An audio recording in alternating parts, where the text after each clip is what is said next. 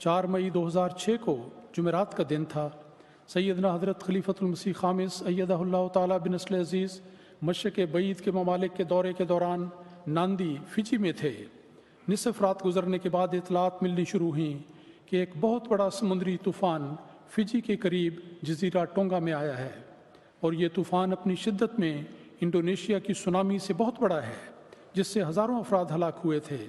T V کی تازہ اطلاعات کے مطابق یہ آنے والا سونامی مسلسل اپنی شدت اور قوت میں بڑھ رہا تھا، اور خدشہ تھا کہ فجی کا سارا علاقہ، قریبی جزائر، آسٹریلیا اور نیوزی لینڈ کے بعض حصے بھی غرق ہو جائیں گے۔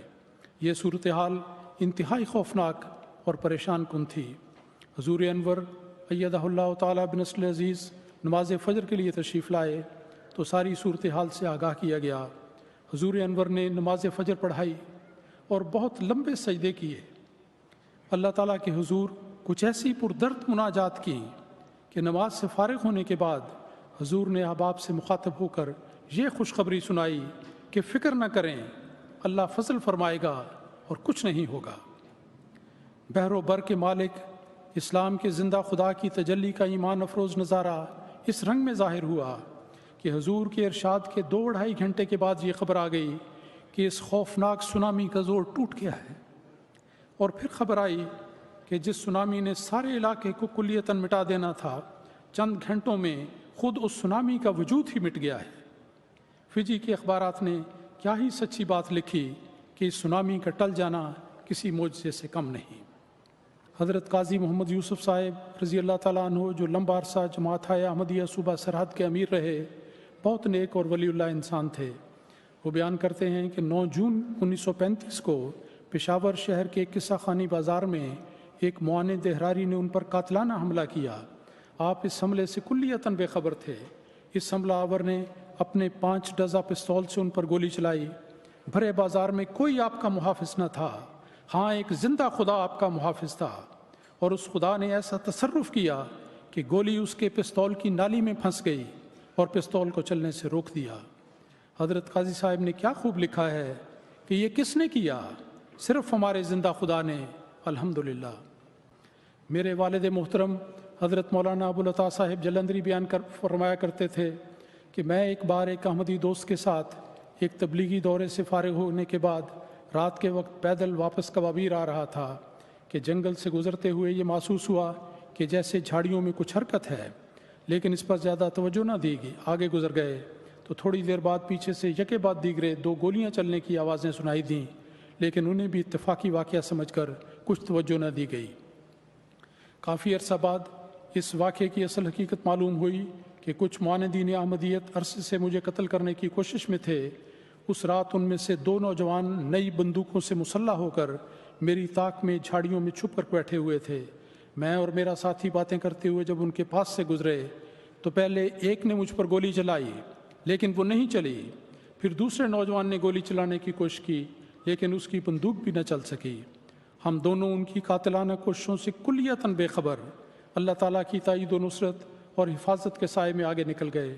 ہمارے گزر جانے کے بعد جب ان دونوں نوجوانوں نے اپنی اپنی نئی بندوقوں کو چلایا تو انہوں نے بالکل ٹھیک کام کیا اور دونوں کی گولیاں چل گئیں۔ بات صرف یہ تھی کہ جب ان بندوقوں کا رخ 2 مجاہدین اسلام کی طرف تھا تو زندہ خدا کی غالب تقدیر نے انہیں چلنے سے روک دیا۔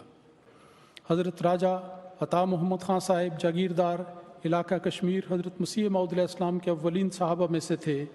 آپ کی زندگی کا ایک ایمان افروز واقعہ کچھ اس طرح پر ہے کہ ایک بار قادیان سے واپس آتے ہوئے آپ گڑھی حبیب اللہ پہنچے اور اپنے 2 ساتھیوں کے ہمراہ گاؤں کے رئیس خان محمد حسین خان کے ہاں مقیم ہوئے۔ ان دنوں اس گاؤں میں احمدیت کی مخالفت زوروں پر تھی اور مقامی ملاؤں نے احمدیوں کو واجب القتل قرار دیا ہوا تھا۔ ملاؤں نے محمد حسین کو کہا کہ آج کہ آپ کو ان احمدیوں کے قتل کرنے کا بڑا ثواب ہوگا۔ محمد حسین خان اپنی سادگی میں ان فتنہ پردازوں کی باتوں میں آ گئے اور اس نے اپنے آدمی مقرر کر دیے کہ رات کو ان 3 احمدی مہمانوں کو قتل کر دیں۔ راجہ عطا محمد صاحب کو اس منصوبے کی کچھ خبر نہ تھی۔ وہ بے فکر ہو کر رات کو آرام سے سو گئے، لیکن لکھا ہے کہ تھوڑی رات گزری تھی کہ حضرت مسیح موعود علیہ السلام ان کو خواب میں نظر آئے اور فرمایا، راجہ صاحب آپ کے قتل کا منصوبہ کیا گیا ہے، آپ اسی وقت یہاں سے اٹھ کر چلے جائیں۔ چنانچہ آپ اٹھے اور ساتھیوں کو جگایا اور چپ چاپ وہاں سے نکل کر سفر پر روانہ ہو گئے، اور دشمنوں کے سب منصوبے دھرے کے دھرے رہ گئے۔ اس واقعے کا تعلق الجزائر سے ہے۔ وہاں کی ایک نو احمدی خاتون نادیہ کاظمی صاحبہ نے چند سال قبل حضرت خلیفۃ المسیح خامس ایدہ اللہ تعالیٰ بنصر العزیز سے ملاقات میں اپنی والدہ کے لیے دعا کی درخواست کی۔ ان کی والدہ کینسر کی مریضہ تھی اور بیماری بہت بڑھ چکی تھی۔ حضور انور نے نہ صرف شفا یابی کے لیے دعا کی بلکہ خدائی تصرف کے نتیجے میں انہیں یہ خوشخبری بھی عطا کی کہ اللہ تعالیٰ صحت دے گا اور فضل کرے گا۔ علاوہ ازیں انہوں نے ان کی والدہ کے لیے علیہ السلام والی ایک انگوٹھی بھی عطا فرمائی جو ان کی والدہ نے فوراً پہن لی۔ اب سنیے کہ زندہ خدا کی قادرانہ تجلی کس رنگ میں ظاہر ہوئی۔ کچھ عرصے کے بعد ان کی والدہ کا چیک اپ ہوا تو ڈاکٹروں نے بتایا کہ اب تو ان کی صحت کینسر ہونے سے پہلے کی صحت سے بھی زیادہ اچھی ہے اور انہیں کسی قسم کے مزید علاج کی ضرورت نہیں۔ اس معجزانہ شفا یابی کے نشان کو دیکھ کر ان کے خاندان کو اللہ تعالیٰ نے اپنے فضل سے روحانی زندگی کی دولت بھی عطا کر دی۔ 36 افراد پر مشتمل سارے کا سارا خاندان احمدیت کی آغوش میں آ گیا۔